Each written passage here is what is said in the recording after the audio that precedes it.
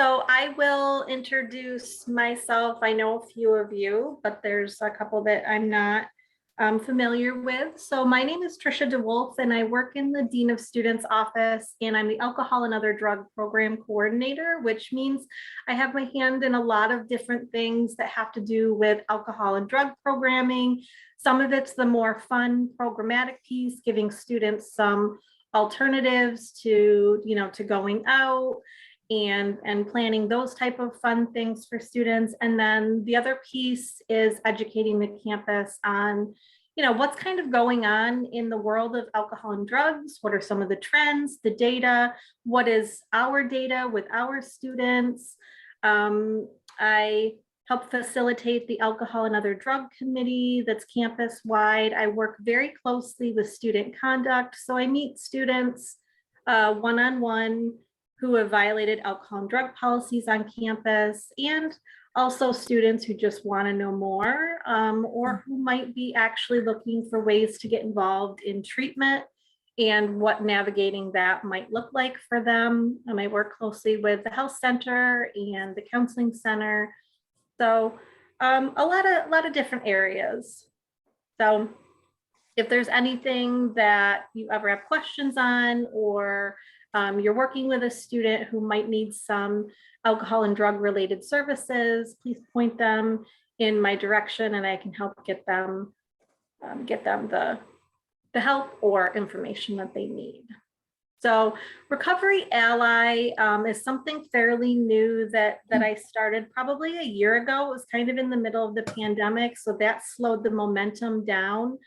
I would really love to see, as we kind of move forward, I would love to see SUNY Oswego have recovery services or a collegiate recovery program for students, but you can't really do that without students. So you need to make the environment, you need to make them feel comfortable kind of disclosing this type of information, because when people say, well, I don't think there are students on our campus that need recovery services. And I'm like, that's not true at all.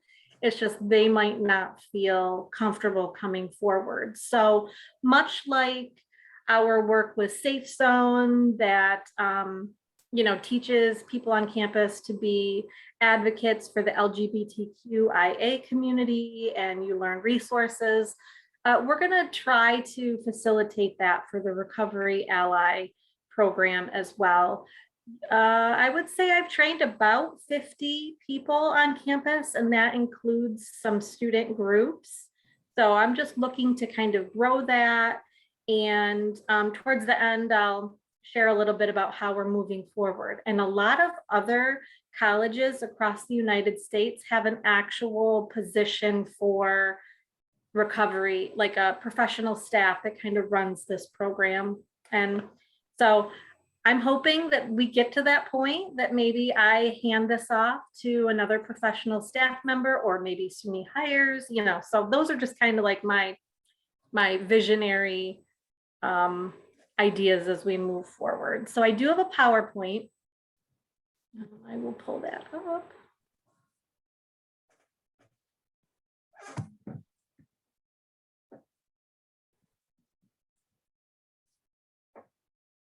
Clicks for me. There we go. So I'm going to have you, well, I'll go over kind of the goals and objectives of the training first. So this isn't meant to be an in-depth look into addiction and theory and or diagnoses, but you will get some basic information on just to kind of understand a general overview of addiction. And one of the main things is how to recognize and confront stigma. This population, students in recovery, anyone in recovery, really does get stigmatized, and that is a huge barrier to seeking help. So how would we recognize that on our campus or just in general day-to-day life, and how would we confront that? And how to use recovery friendly language. And the disclaimer here is I worked in treatment probably, oh gosh, it was probably 12 years ago since I've been working in a treatment facility. And even the language that we used 10 years ago, it has changed completely. So I even find myself being like, oh, I'm so used to saying it a certain way. I sometimes mess up, and it's just, it happens. We're human, and we just need to correct ourselves and move on. But there are terms that are a little bit more user friendly than some that I used back in the day. I say in the day, but and just some ways that we can be recovery allies on campus. And I think these will overlap with how to be an advocate for students in general.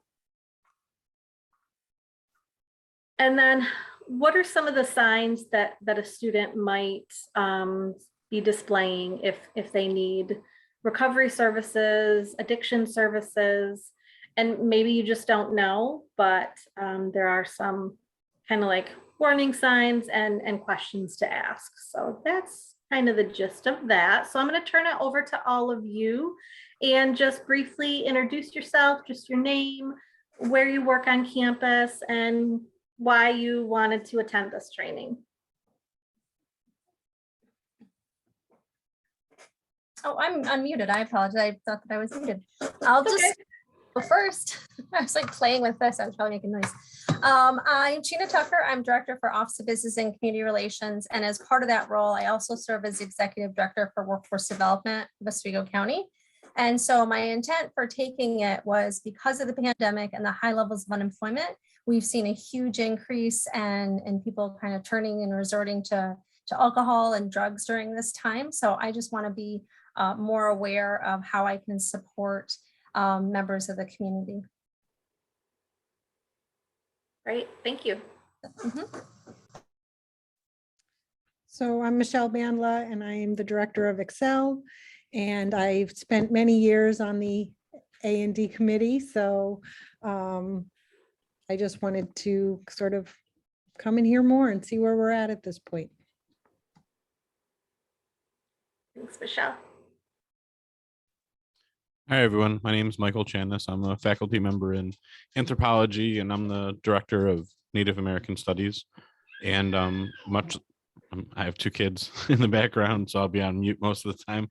But much like Sheena said, my purpose here is to be able to more fully and completely support my students.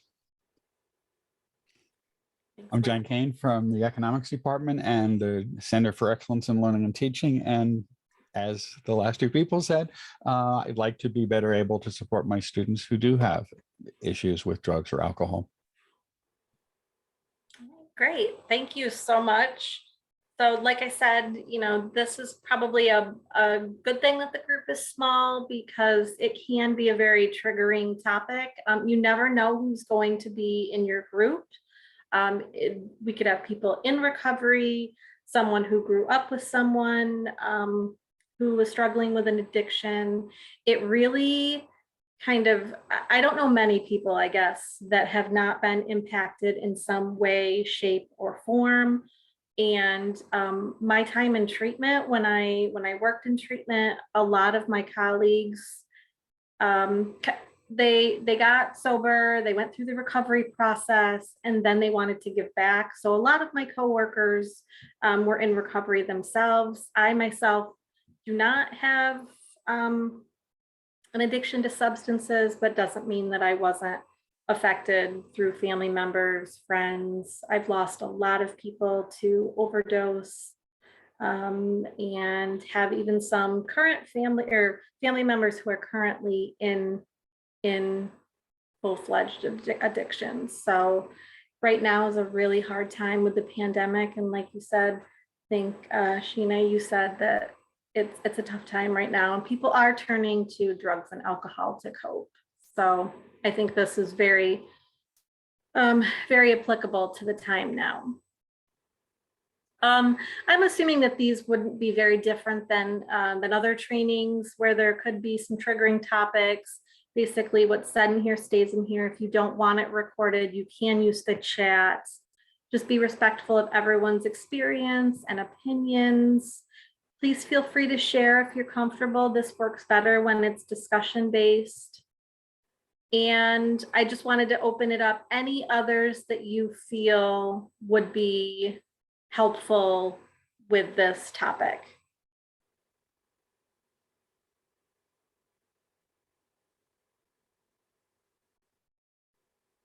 Okay, so I think everyone's good. Okay, so just to kind of open up the discussion to start us off, and this could look different. Like, so when I talk to students, it kind of varies. Some students come from families where the family members were very open. Mom and dad talked to them very openly about substances, let them use in the home. And then you've got the opposite where it was a taboo topic. It just wasn't talked about, or you were just told not to do it. And that was it. There was no harm reduction. So if you feel comfortable, what did communication around substance use look like in your family growing up?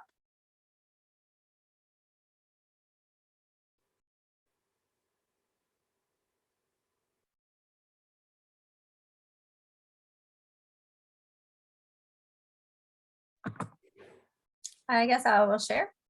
So it was a little bit, there was kind of two ends of the extreme. I was born 1975, a lot of people were doing a lot of things back then. And my parents were both very young. And I think that my mom dabbled a little bit and then didn't. And so she was against. However, my father was a longtime user to the point where he died of a drug overdose. So it was just kind of, don't, it's bad. And then at the same time, just seeing it and all its really awful things that it can do to people. Thank you. Thank you for sharing.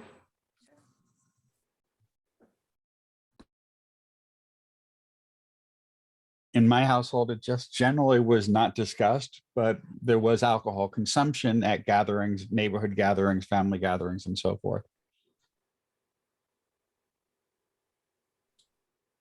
I would say the same as John. It was not something that was talked about much, but people drank, but it wasn't necessarily really kind of discussed as a issue or anything like that.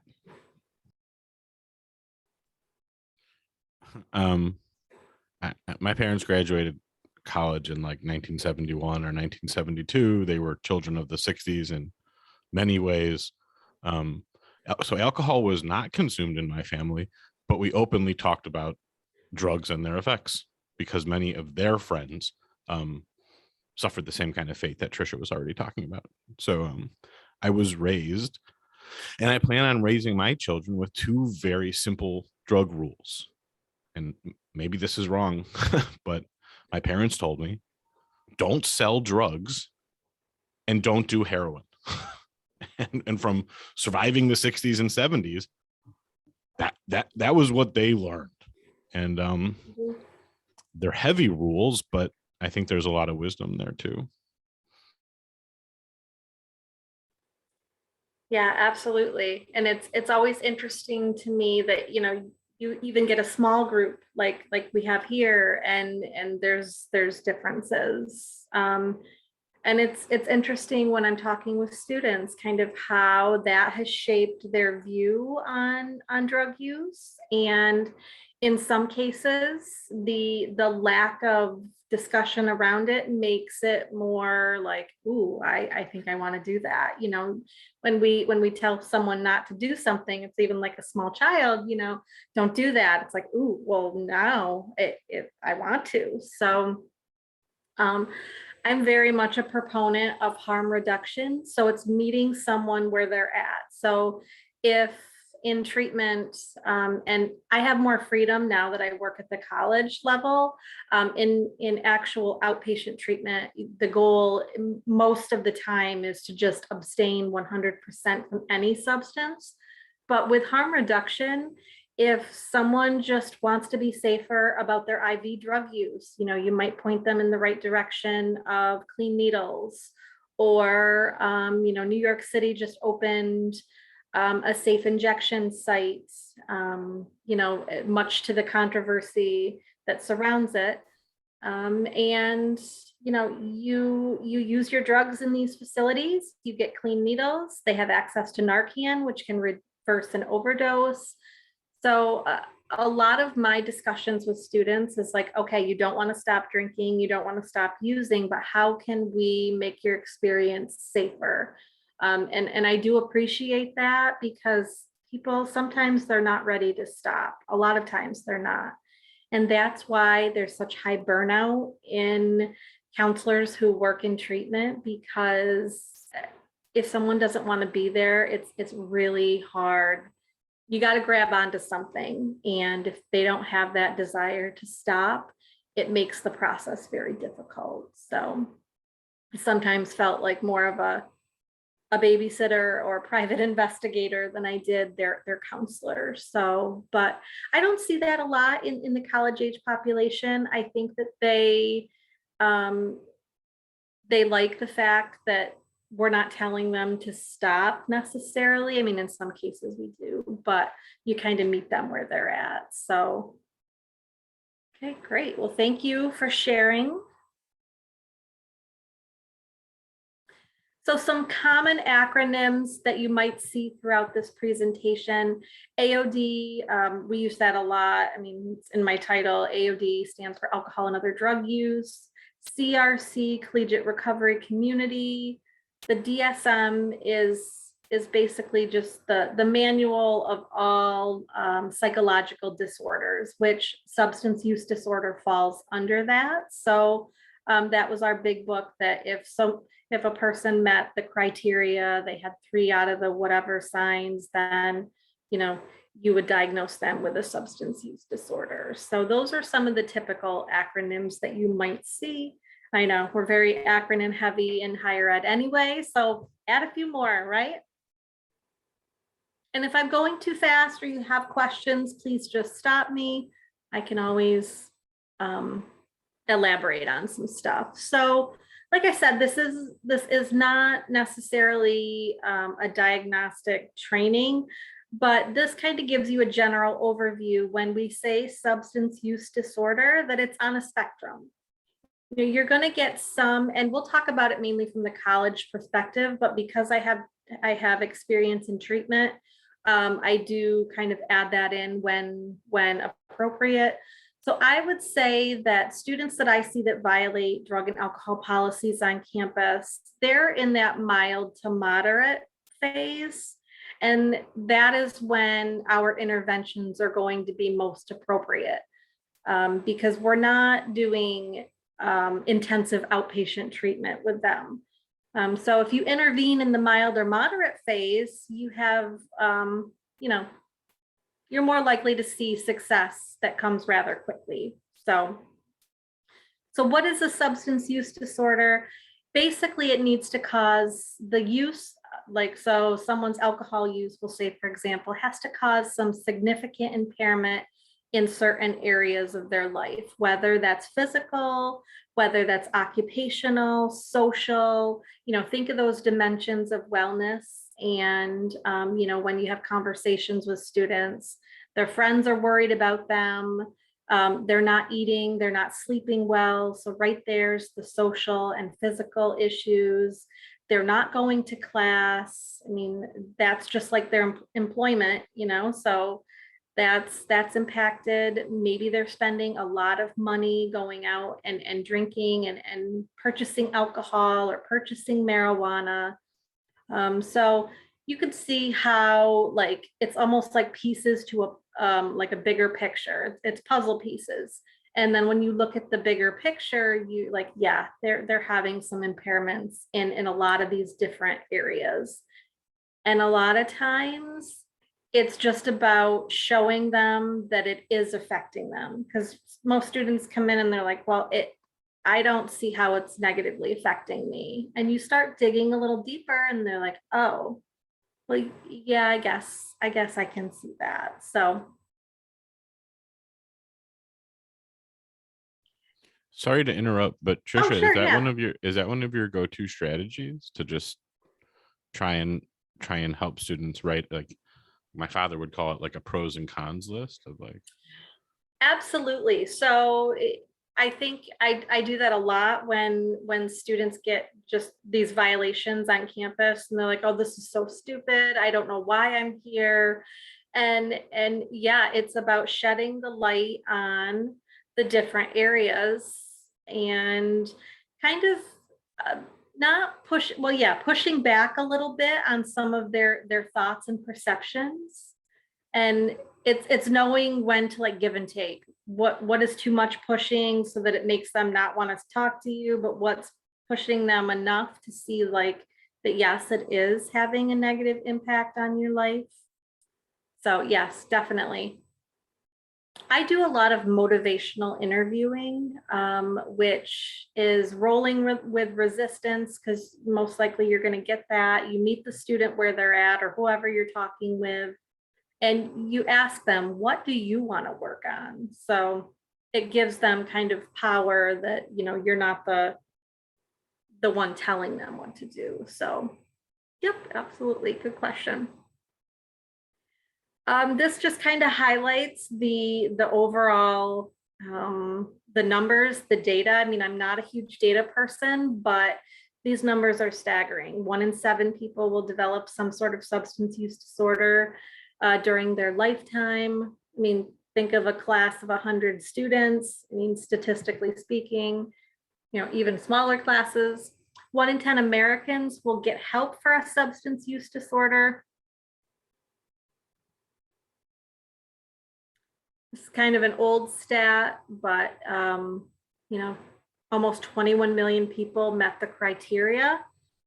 It doesn't necessarily mean that they get the help, but it means they meet the criteria. And I think that's where we lose people, is they meet the criteria and people are noticing these warning signs, but they don't know what to do then. So this is interesting. This is a typical addiction trajectory. So just kind of by the numbers. So average out people in treatment. Age of first drink is around 13, 14 years old. And then that moves into initiation with drugs. Not that alcohol is not a drug, but we focus so much, and not as much now, but it used to be like marijuana as the gateway drug. That's kind of what it was, you know, portrayed as. But when you think about it and you ask, or you think back of in your own friend group, what was the first thing that they ever tried? It's usually alcohol. So that is almost more of a gateway drug than marijuana, and sometimes tobacco too. So age of first drug use, 15. And then they start to have these warning signs. Maybe it's, you know, trouble in high school. Maybe it's having a run-in with law enforcement. You know, it's not super severe. Well, in some cases it can be, but you're just starting to see that the drugs or alcohol is having a negative impact. And this is where I tell parents, like, get the help now. Intervene as early as you can. So they have all these issues. Maybe when they're a little bit older, they drop out of college. They're having employment related issues. You know, maybe they've gotten a DWI or DWAI drugs. So look at the span of time in between those. That's over 15 years. So that's a long time. And then unfortunately, or I mean, I don't really see it, it's a bad thing to relapse, but I don't want people to think that it's bad, if that kind of makes sense. Our goal in treatment was, if relapse happens, let's get you on the right track as soon as possible so that you don't prolong the use. And, you know, we don't make them feel bad. It just sometimes happens. It's sometimes part of their process. So plus or minus 10 years of having that recovery cycle, like sobriety, relapse, sobriety, relapse. And that takes a lot, it takes a toll on the user, the person, with the actual addiction, and it takes a lot out on those close to them as well. Because think about it, a lot of people add marriages, significant others, kids into this mix, and that makes it a lot harder. So then they get into this age of stable recovery around 40 years old, which is awesome, which is great. They still have, a lot of employment time left, a lot of time to raise a family, but it's a lot of kind of cycling through this. So keep that in the back of your mind as we move forward.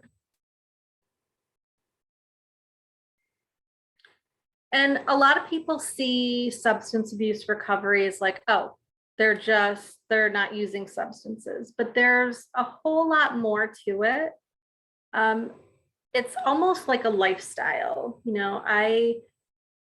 I think, there's a lot of different avenues that someone can explore, and not everybody does AA, not everybody, goes to self-help meetings, but a lot of people find themselves either spiritually, maybe they start going to church again. They take care of themselves both mentally and physically. So there's a lot of other good things that come about from being substance free.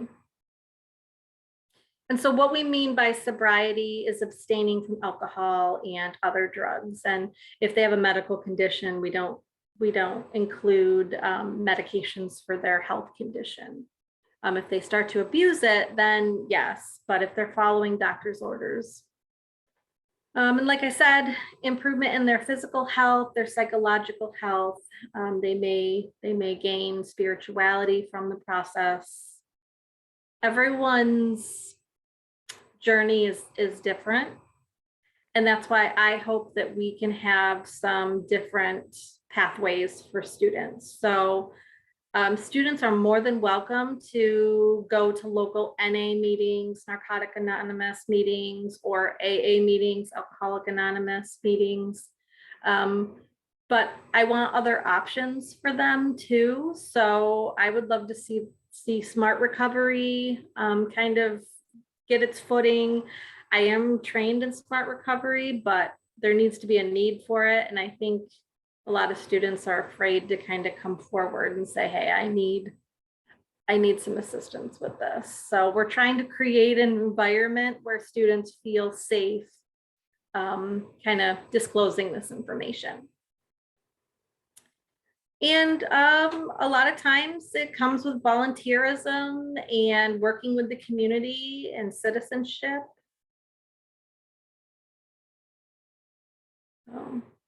I love treatment programs that really focus holistically on the person and the community.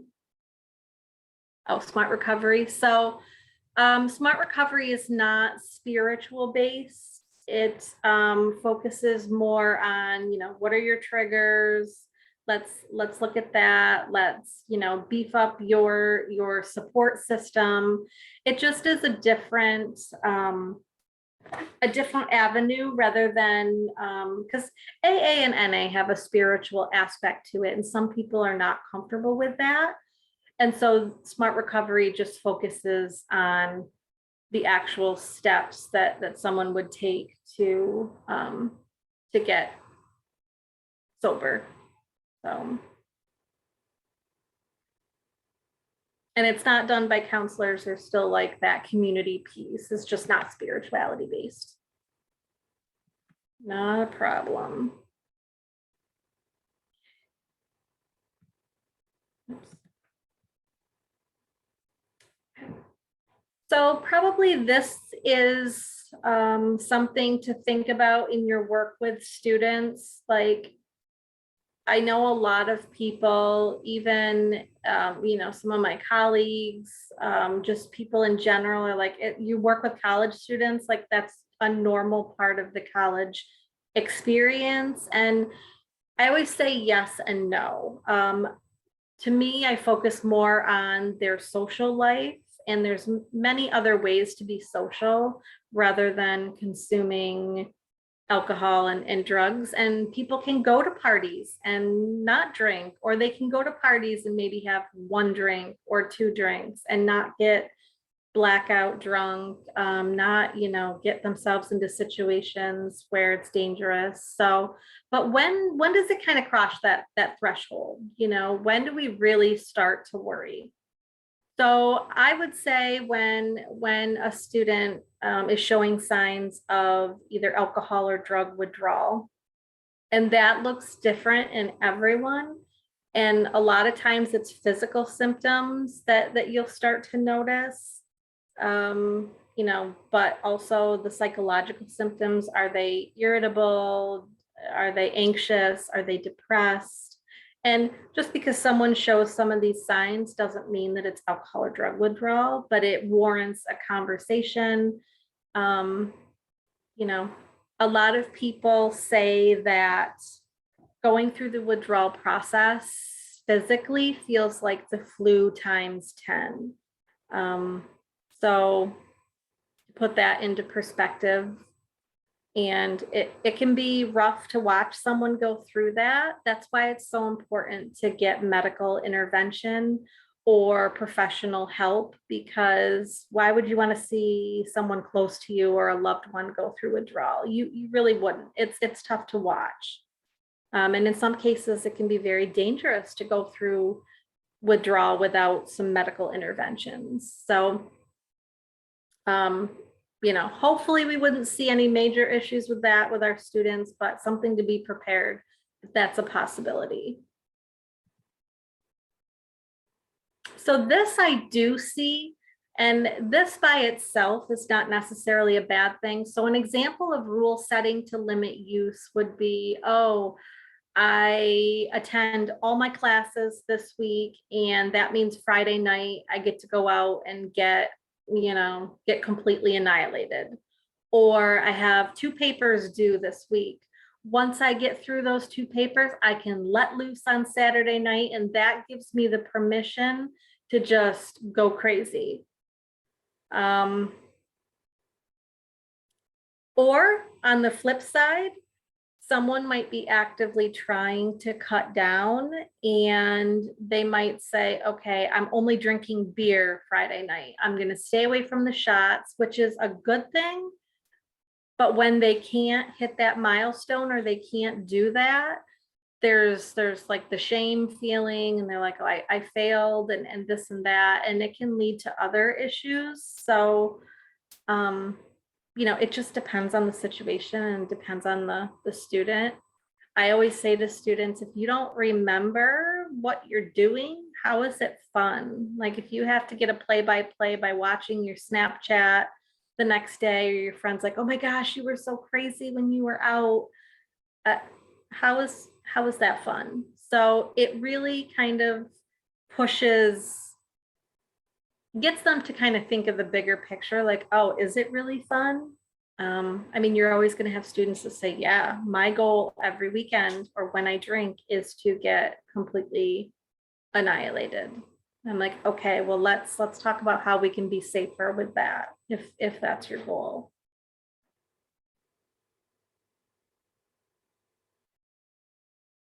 If all they want to do for social interaction is to drink alcohol or use drugs, that's a red flag. If they're not attending things that they want. So think of like depression symptoms. If they start to not do things that they used to enjoy, that's a red flag. And then this makes sense if they don't show up to their job on campus, if they're not showing up to class. Sometimes through the Dean of Students office, we will get flags for students who just act like themselves, or maybe they're sleeping in class, or they look disheveled, and it's hard to kind of gauge that. And I see where professors would be a little bit like, I don't know what my role is, but it's never going to hurt to either raise that flag and let someone else figure it out. Like, I think of it like when they tell you, if you think a child is being neglected or abused, your job is to just call as a mandated reporter, and let CPS investigate. So I always kind of say the same thing: refer, and if it doesn't turn out to be a substance use issue, well, that's okay.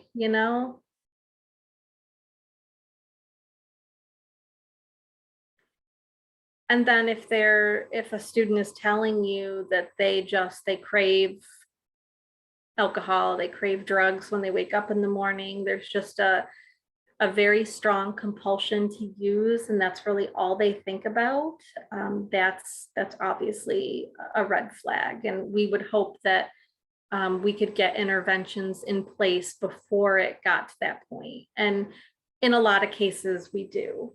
I have very few students that just feel like the compulsion is there 24/7. I know we're missing out on some because, we just are. So, but that's fairly uncommon at this point, which is good. Any questions on those? Okay. Just let me know. Okay. So addiction on college campuses, think of where students are at developmentally. The brain does not stop developing until someone reaches the age of 25 or 26. This is their first time, a lot of times, being away from home and under the watchful, or, away from the watchful eye of parents. So we kind of are creating this perfect environment for them and accessibility is there. They're meeting new people. They can be socially anxious about that. So we've really kind of created that perfect environment for addiction. And I hate to say that, but they do have a lot kind of going on, which further, I would say backs the reason that we need these type of services for students.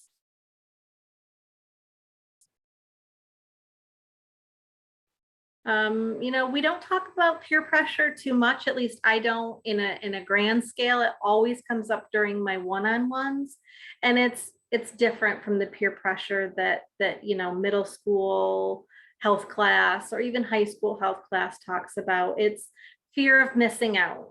They're like, oh my gosh, like I missed that awesome frat party. Like I don't want to be the only one that didn't go. So navigating that can be hard for students. And I think, right now we're in a pandemic, and I'm sure all of you are either seeing or hearing this straight from students. Their means of social communication, they're struggling. I just think it's tough right now. We were remote and now they're back in person, and it's difficult to have those one-on-one conversations.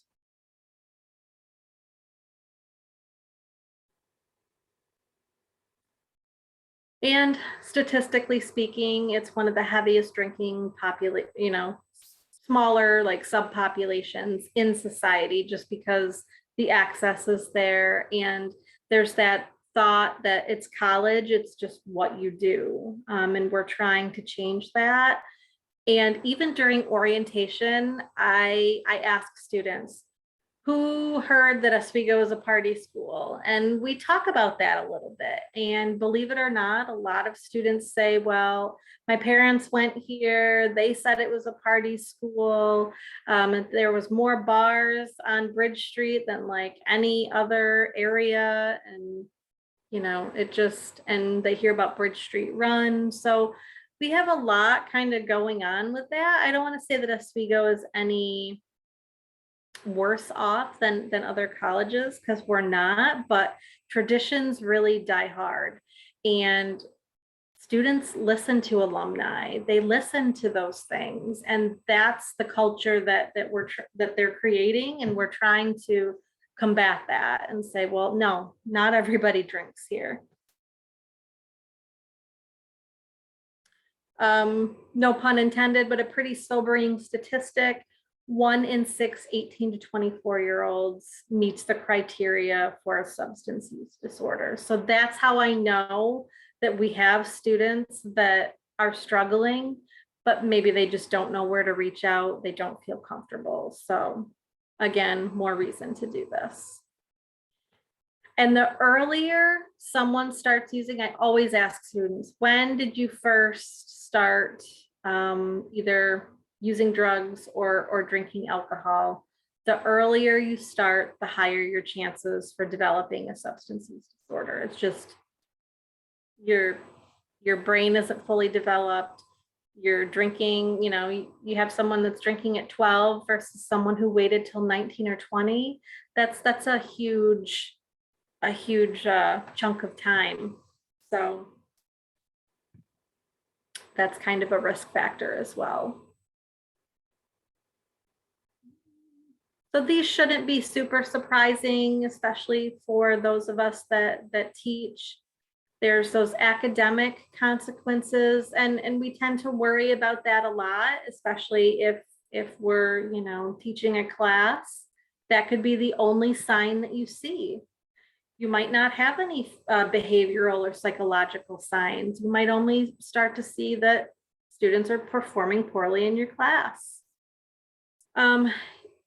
I think, you know, most people on campus understand that the conduct process, like you have to have some sort of policy and rules and things like that. But for when we have students who have many violations, maybe in a short amount of time, that kind of gets flagged, because it's like, okay, I understand you're young, you might not be making the best choices. Everybody makes a poor choice in their life, and my goal is to have them move forward from that. But if it keeps happening, there could be some underlying issues going on, and we want to intervene and help the student. So those get special attention. Obviously, some behavioral issues are worse than others. Like you get in an argument with your best friend and you're not talking for a week. Okay, that might be bad, but it's not the same as getting a DWI or getting in a physical altercation. And so, you know, all those things we kind of look at, and it shows more of a bigger picture. So while those of you on the faculty side might see those academic consequences, when you refer, these behavioral and interpersonal consequences probably start to pop up when they have conversations with the dean of students office or counseling or health.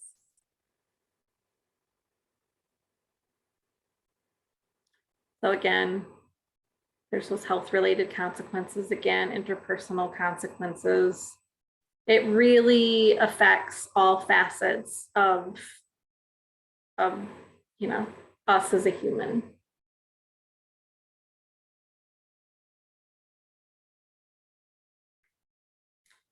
So this is sad. So if we are currently working with the largest group of individuals that meet the criteria for a substance use disorder, but they are the least likely of those groups to seek out services, where are we going wrong? And I say we more as a bigger perspective. It's not just a SUNY Oswego thing, but I saw this in treatment. A lot of times when we had college age students come into the center, they did not stay long because they didn't feel like they fit in. There wasn't other students with, like, college students age, like people in with them. And it just was very difficult. They're like, whoa, I'm just drinking alcohol. I'm not addicted to heroin, or I haven't been addicted to alcohol for 30 plus years. So I really think that, you know, in general could do a better job in services for this age population. And maybe they would be more likely to reach out and go through the treatment process. Right now, we don't offer any type of outpatient treatment service on campus. It would be referred out.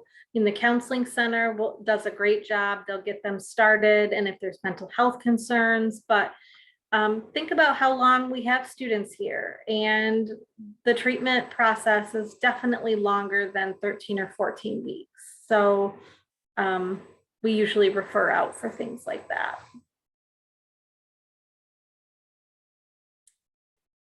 And so kind of some of the reasons, like the stigma, lack of institutional support, they're just not ready to change, and they don't think that they have a problem, or that they just think they'll be able to stop whenever they want. So, and there's a lot more, but those are some of the big ones. So that's part of the reason that we're doing recovery ally training, is that stigma piece. Okay, so remember this, the typical addiction trajectory.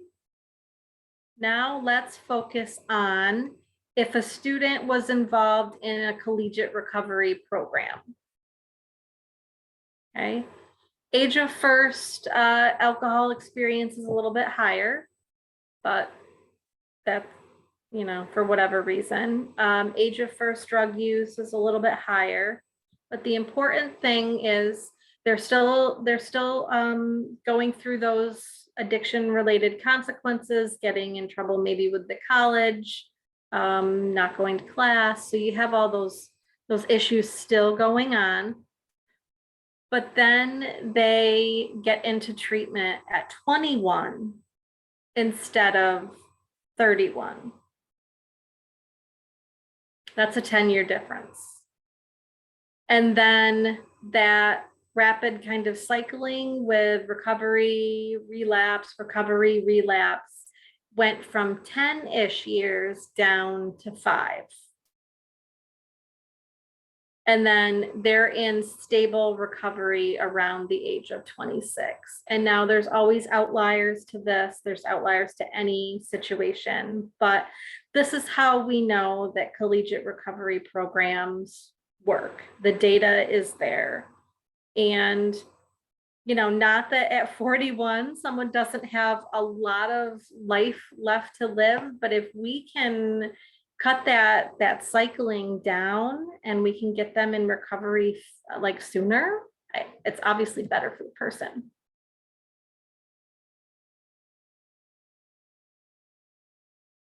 Yeah, Michael, you're right. It really does. When you just look at it based on the numbers, that's 15 more years of stable recovery. And now with people, you know, going on for, I mean, even past like bachelor's degrees, master's degrees, PhDs, people are holding off to have kids or get married. I mean, there's still, like, at 26, you're super young. I mean, I think that's young still. Students might not think, but the older I get, I'm like, oh, 26, you're still so young. So yeah, it's definitely, if we can have students not go through that, I mean, obviously that's what I would want to see. And then those around them are not going to have to deal with the fallout of it as well. So collegiate recovery programs really do offer a service that's much needed.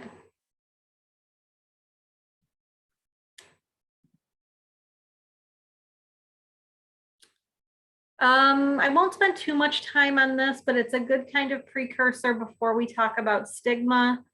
There's just, and I think this is not just for college age students in recovery or going through the process. I think this is for a lot of individuals that seek out treatment or don't seek out treatment, is that shame piece.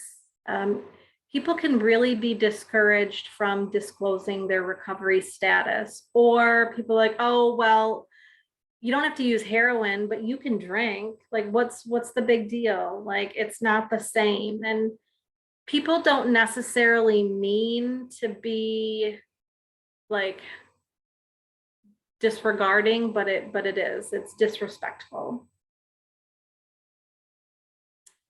And on the flip side, so if you're always walking on eggshells because, let's say, you know, your friend is in recovery and, oh my gosh, so and so is going through a really stressful time, they're going to relapse, I know it, like, how could they not?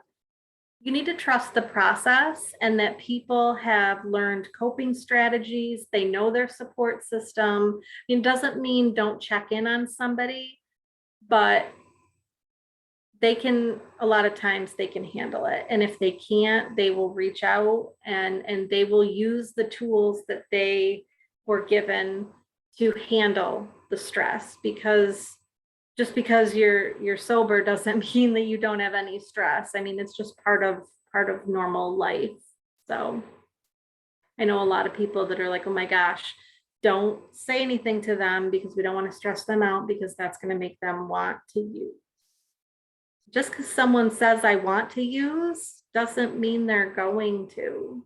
So.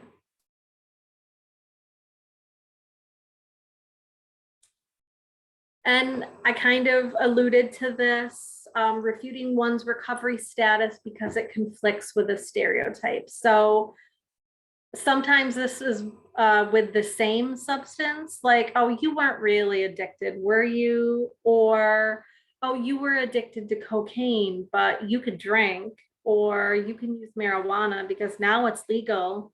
What's the big deal? Or you weren't really addicted to marijuana. Nobody gets addicted to marijuana. So I don't think it comes necessarily out of a place of being rude or mean, but it's kind of an uneducated perspective. So.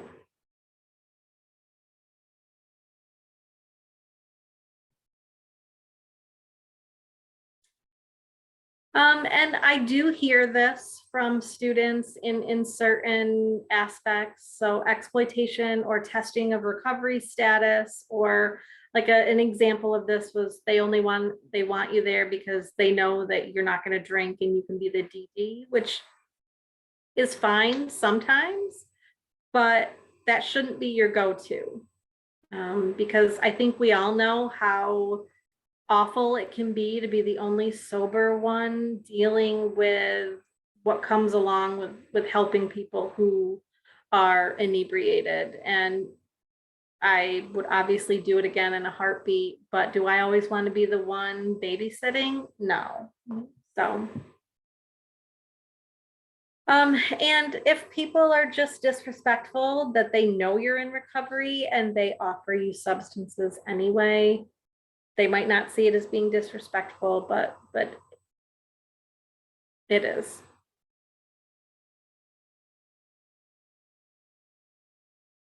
Okay.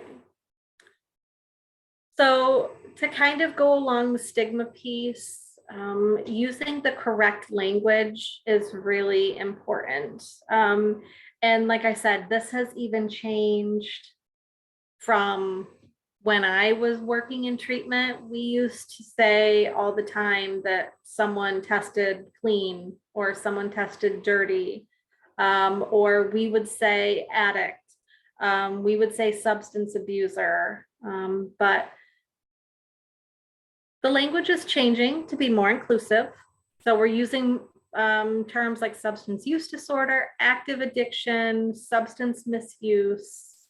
There's some other ones. Oh, someone tested positive, had a positive drug screen or had a negative drug screen. They're substance free, not clean, not dirty, because that's really kind of degrading. People who have a positive drug screen, it doesn't mean that they're dirty individuals, or they're clean if they're negative. So, but it's hard. Old habits really takes a long time to change that. So if I mess up, I'm like, oops, like, you know, and I don't dwell on it. I just move on. we're trying to, and finally the field is shifting. They're starting to ask people, what are your preferred pronouns?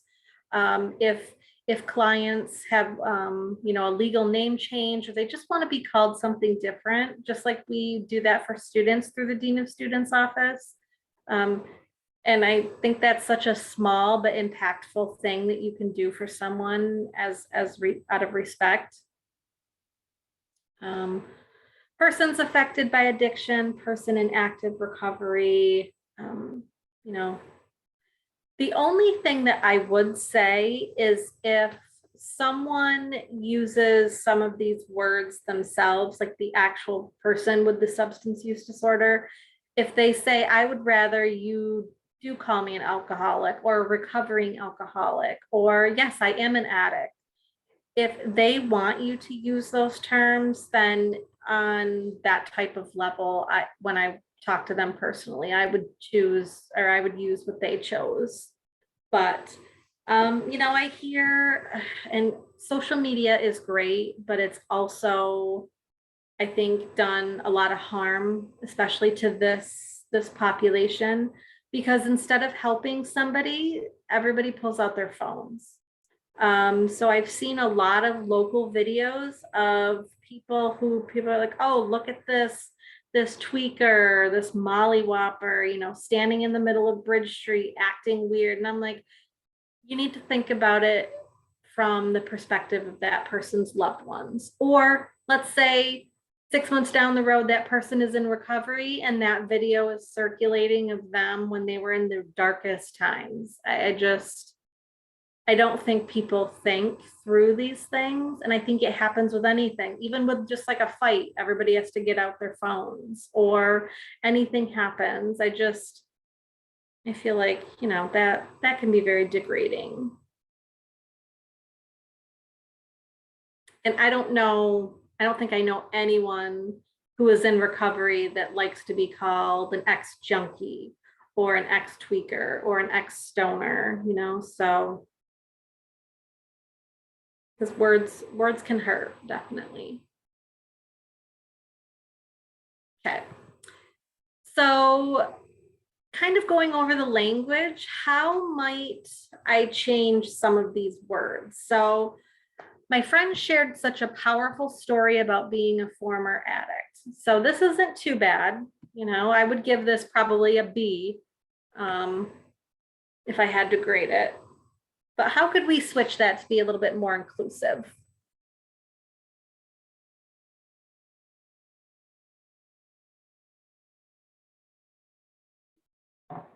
Keep an eye on the chat here.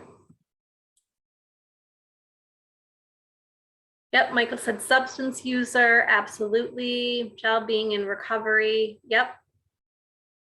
Yeah, you might want to change that term addict. You might want to put, recovery story.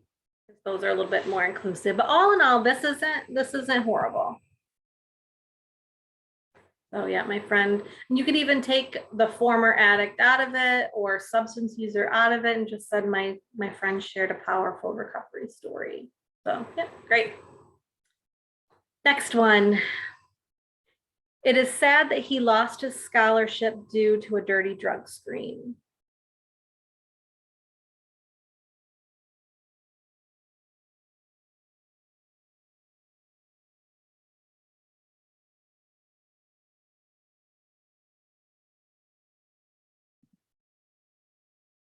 Yep, positive test result, positive screen. Yep, absolutely.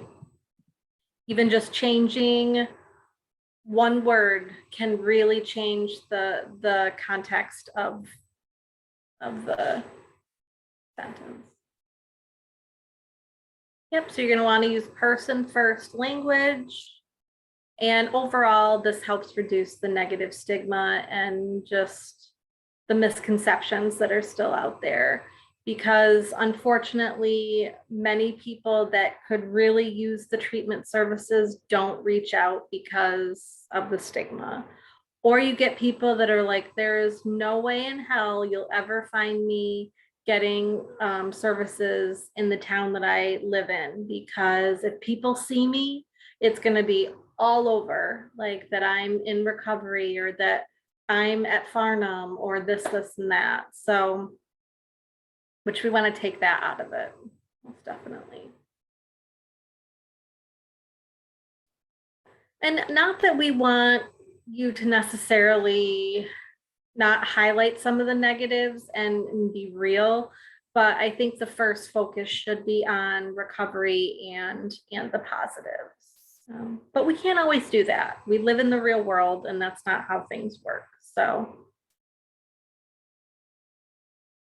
and like I said, I screw up. I just say, whoops, I didn't use the right terms, and I switch it and move on. I actually called out a colleague, and I think that was more impactful than anything, because I have not heard this person say the incorrect term in a very, very long time. So, and obviously there's nice ways to kind of say, hey, we don't really use that term anymore.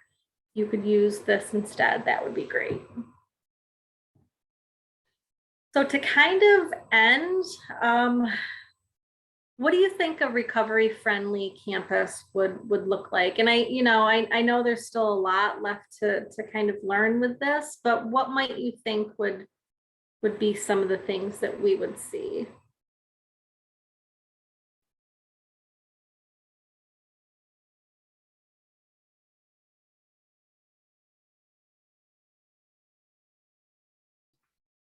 I'm just struck by this idea, like I wrote in chat, of like graduating our students into rehabilitation programs. And I know that that's not the goal, right? Like this is the end of your this is where we're this is where you go after university, but to normalize that process, or like to destigmatize it if a stigma exists, I guess is what strikes me the most about what we've been talking about over the last hour.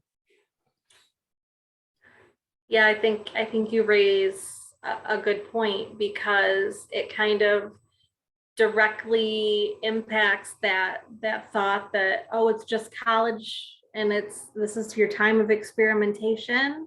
And the truth is that there are students who A, do graduate with substance use disorders, and B, what percentage of students don't make it through that, if they would have had the services, would have been able to get to their ultimate goal of graduation. So yeah, I think you raise a good point.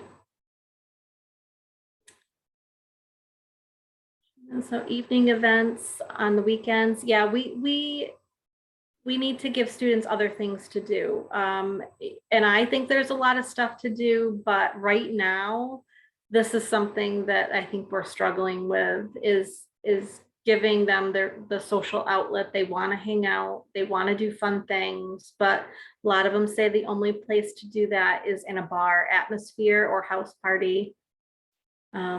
Absolutely.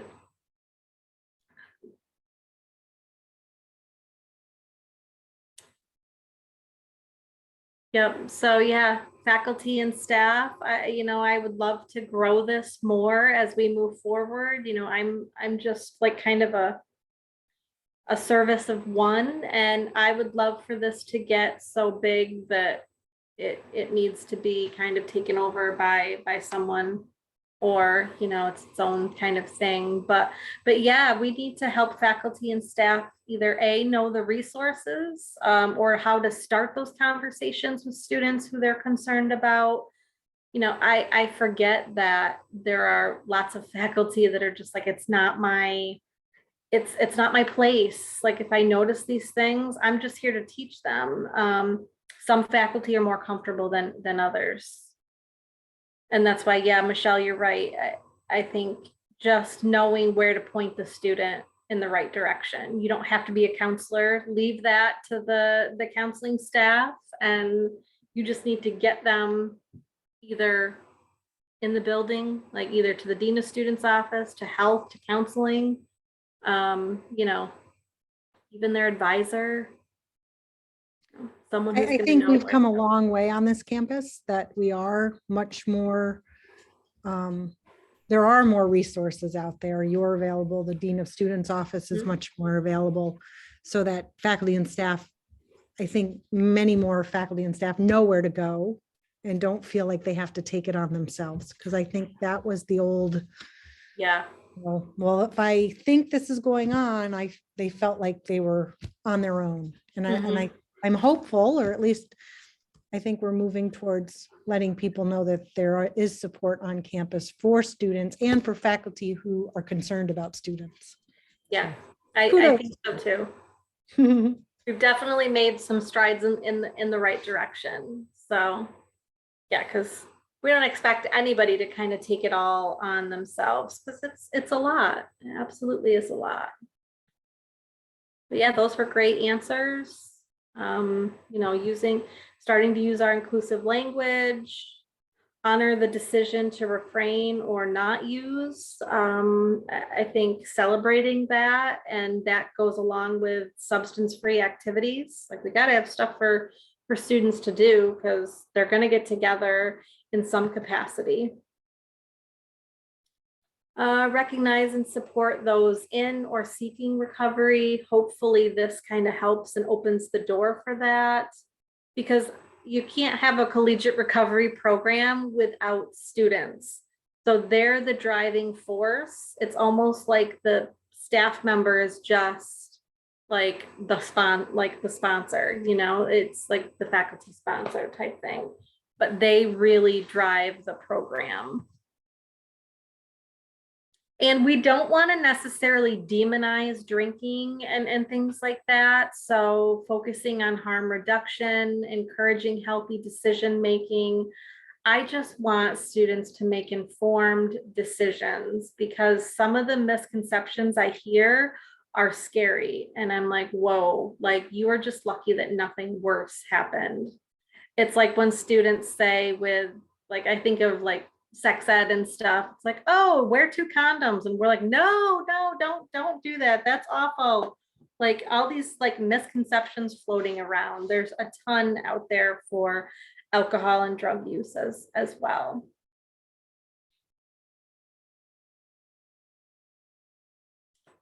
And, if we're going to be recovery friendly, we have to kind of honor the fact that, you're going to get students from different walks of life. You're going to get students in different parts of recovery, and above all else, being respectful and having a safe environment for them is key, and not to feel judged. I mean,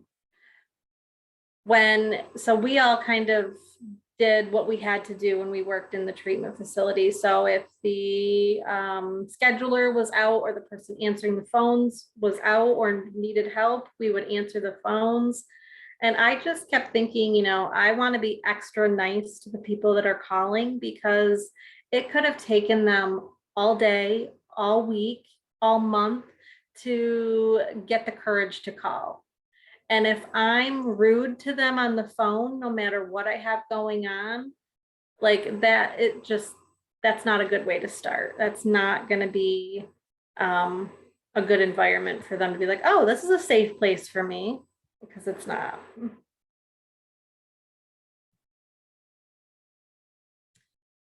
So we already kind of talked about some of this, but the basics of being a recovery is just, what are the resources on campus? So if you do see a student or you hear a misconception, just addressing that. And then how do you connect students to resources? Celebrate and talk about recovery, because the more that we have these conversations, the easier and less stigmatized it will be. Think about where getting mental health treatment was 20 years ago. It was like, you didn't tell anybody, you just kind of, did it on your own, and you were secretive about it. But now, which I love to see, a lot of our students are like, yes, I'm in counseling and it's wonderful for me. And they talk about it, they celebrate it. And it's just so nice to see, because in my beginning days as a counselor, it was still stigmatized, and it still is in some ways, but I think it's definitely come a long way. And again, be open to learning more. I mean, we can always learn more, even myself. Advocate for recovery resources. This is a huge one. We were very scared that a lot of our grant funded services, not just at the collegiate level, but just across the board, would be cut, just with the financial state of, you know, this New York State, nationally. And I fight when I can to advocate for recovery services and money towards this. We need resources. And we talked about that, use our inclusive language. And then if there is a big event on campus, like it makes me think of like OzFest, you know, we wanted that to keep students on campus so that they would not go off campus and do Bridge Street Run. We wanted to give them an outlet and a way to be safe. And even if they did go to BSR afterwards, they at least got some food in their system, and maybe it delayed them from drinking at 8 a.m. And now they're not drinking till 5. So you know, we need to support events like that on campus, which I think our institution does a wonderful job. You know, I can't wait to see what our new president will do, and hopefully they will be a very visible face on campus. And yeah, so we shall see, right? And then I always put this in because I do offer naloxone training to both students and staff.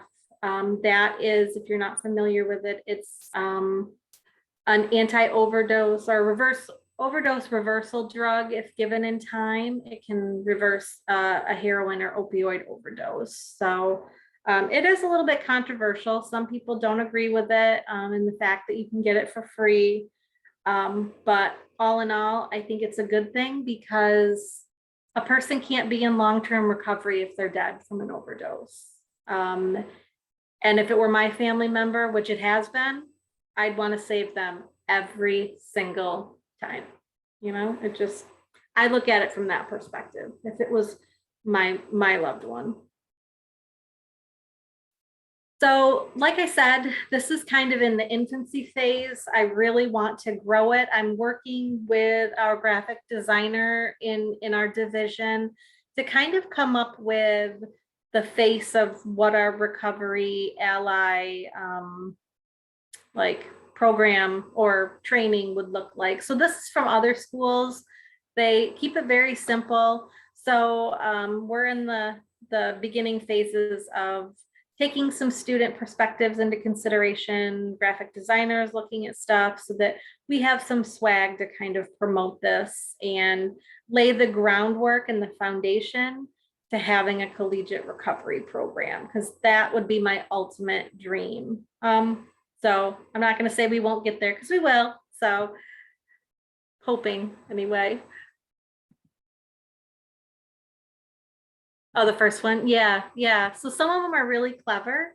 And Nikki Bivens, our graphic designer, is great to work with. So I'm sure she will, with the help of students, will really kind of get us moving in the right direction. We've just been so bogged down with other things. Like, this is the fun type of stuff.